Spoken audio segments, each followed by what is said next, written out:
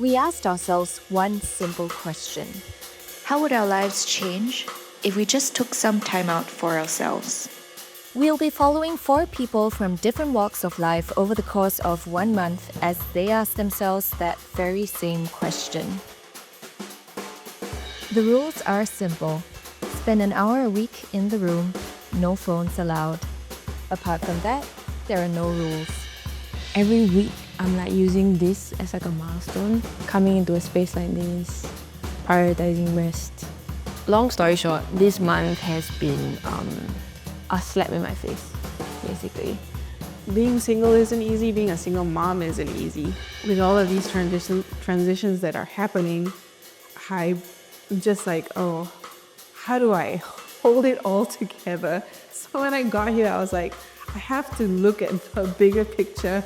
Am I going to bring down my past generation traumas and whatnot? All these are kind of my main concern when I first found out that I was pregnant. There's a lot more bigger things, but I will just wait for it to come by, then after I deal with it. I think phone is like drugs.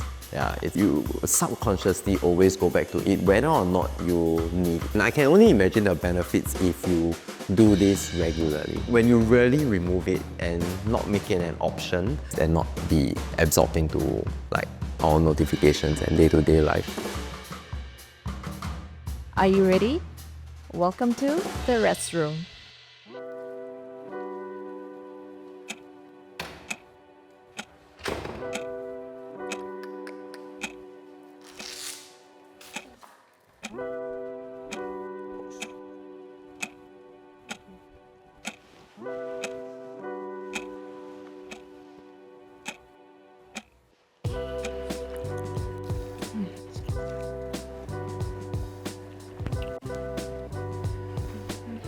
About what you're thinking about or looking forward to.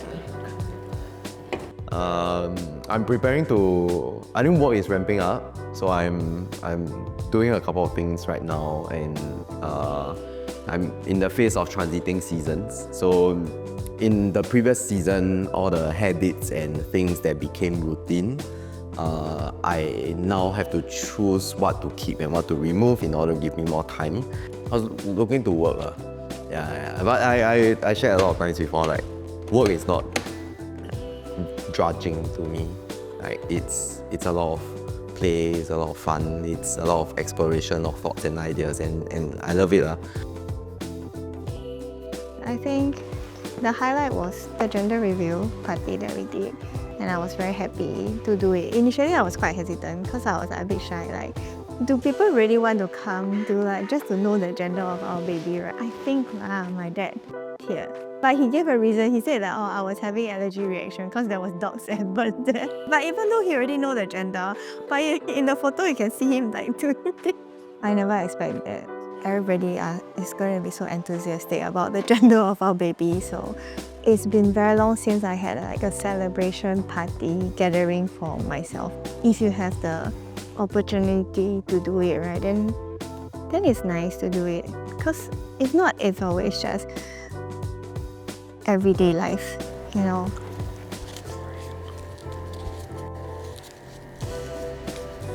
think I was just looking forward to some quiet in my mind, It's been a lot of noise in there last week. Just a really hard month of evaluating, I think, what needs to happen as the months roll down to the end of the year. A lot of planning, a lot of thinking about how can I be good use for the year, as it ends.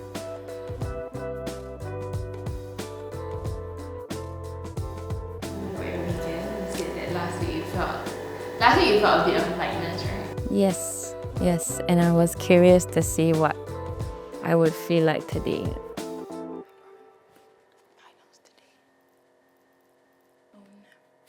Whenever I come here, I feel like I'm kind of closed off to the outside world. Maybe, I don't know, just the vibe of the room, really.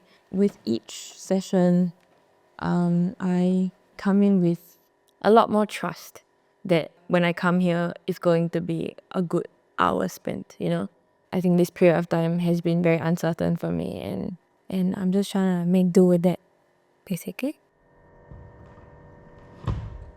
Today was like, my aim was to listen to music. I don't know, like, I love listening to music here.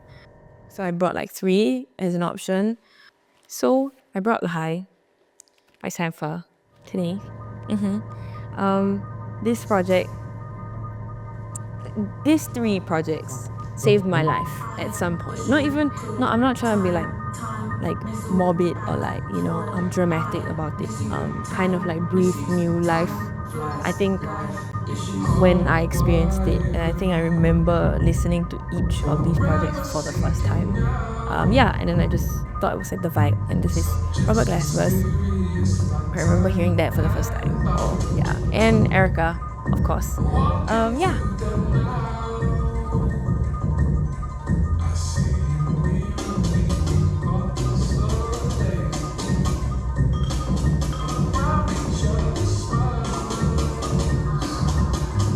My journey with music is like, I don't know, it's a thing.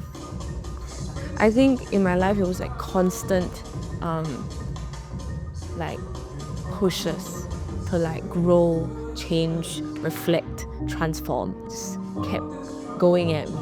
This year, since I started to take a break, or just like to like remove myself from like actively writing every month. It's a journey like everybody else's. My music is me trying to like capture my spirit whilst I make the music. And because there were so many things that I needed to deal with in my own life, my journey with music followed suit. So when I'm down, it's down. When I'm up, I feel, at least I'm blessed that I felt like drive. Now it's more, I think I put a lot more of a focus on, I want to protect myself first. I say that loosely.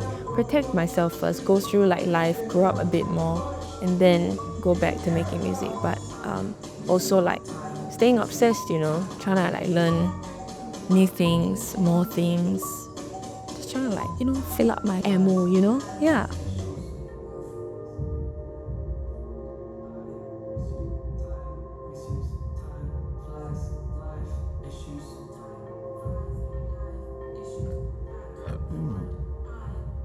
We noticed you were writing stuff. Oh. Tell me what you were writing. So, me and my co-founder gonna start a podcast.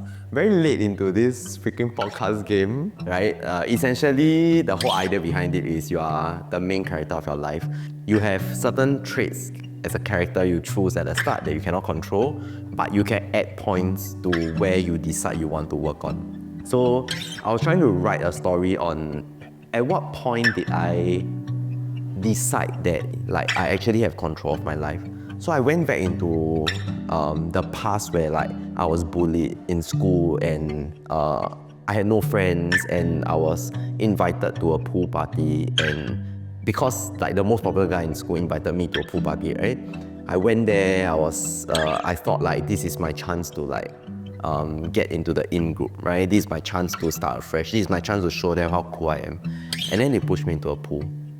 And in that water, like I was looking at them, I was thinking like, I'm so stupid, I'm so gullible, like how can I believe this is true?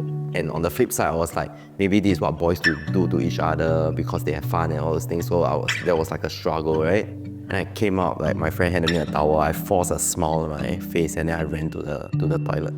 And then like I cried in the toilet, and I was struggling with myself, and I was like, okay, I'm still holding on to the hope that like it is not like this. So I make sure like the whites in my eyes is not too red, and I went out and I opened the door and it was empty.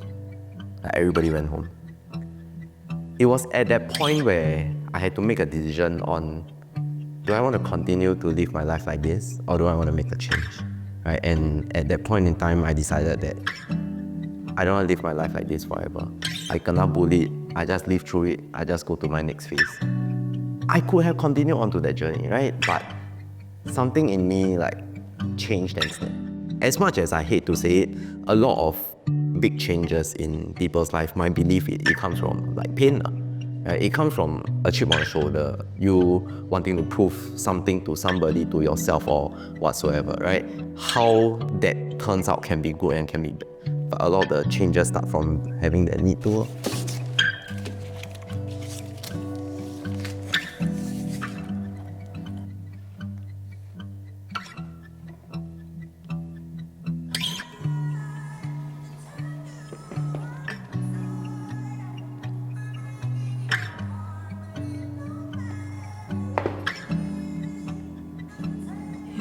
I just had a very dark day once this week. It's not like I don't have community, right, and friends and people. I just felt like that the help that I needed and the kind of support that I need is coming in very slow. I think there was a moment this couple of weeks I felt like I failed a little bit in my parenting. I think because my kid was struggling with something. I don't think I could really help in terms of just helping her deal with a structural system that requires so much from her. I don't want her to feel dejected and rejected by society in a way. How she looks, how she is, how she behaves, all of these things collectively, I don't want her to be accepted. So there are days when she'll come home and say, hey, you know what, today wasn't a good day. I don't feel like I've, been treated very fairly or well. And those are the hard things for me when she comes home with those things. And the wearing of different hats and making sure that I'm always on top of things and everybody's happy and I'm happy is a juggle, really. Yeah, and that was how I've been. But at the same time, the moments where I could just step aside and help the other moms that I work with, that's been great. It's not lovely to always be considered as, oh, that's single mom over there, Wouldn't like that to be a status, not because of societal, like standards or anything like that, but it's just more of, I don't want that to be anyone's identity, yeah.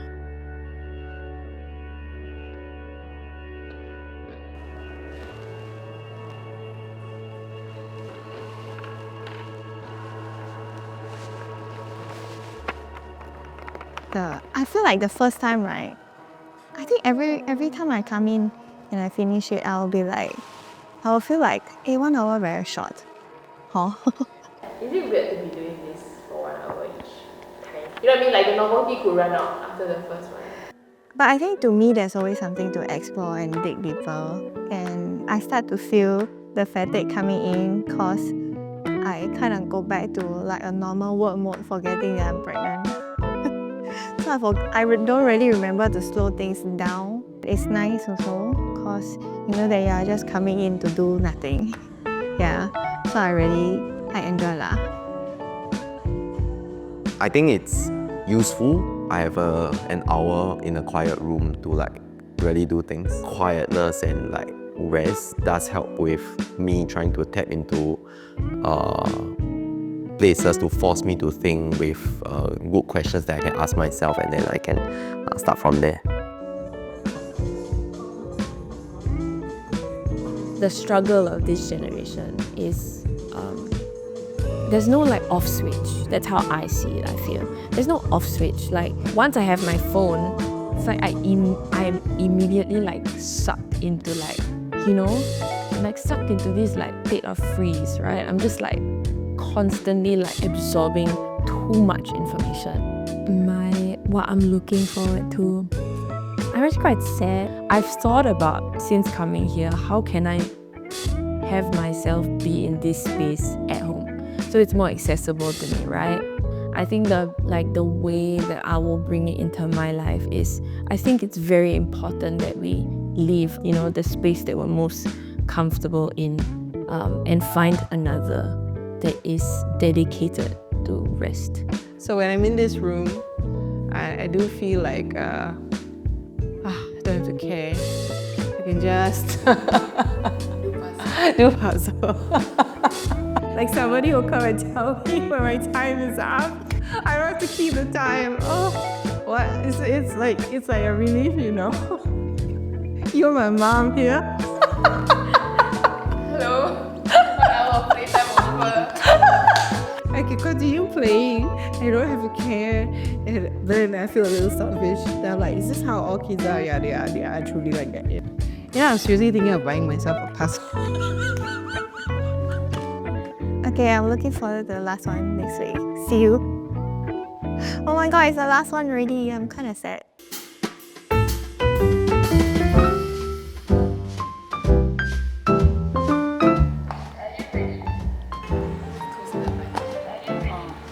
Huh?